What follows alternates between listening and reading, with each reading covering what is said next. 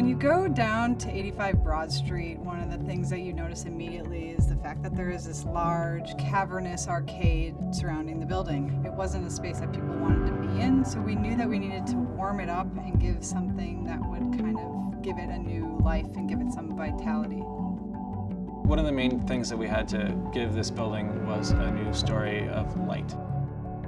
Whenever we renovate a building, we always try to make it more consistent. One of the elements of that design language in this lobby and around this building was these light bars.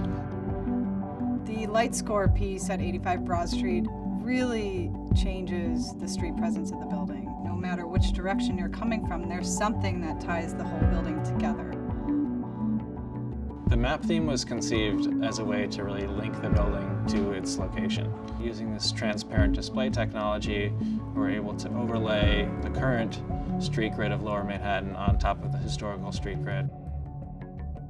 We are always trying to marry the appropriate technology with the story we're trying to tell in the building and find a technology that's really going to help us express the physical architecture of the building, highlight the physical architecture of the building, and create an environment that feels like the technology is an architectural material.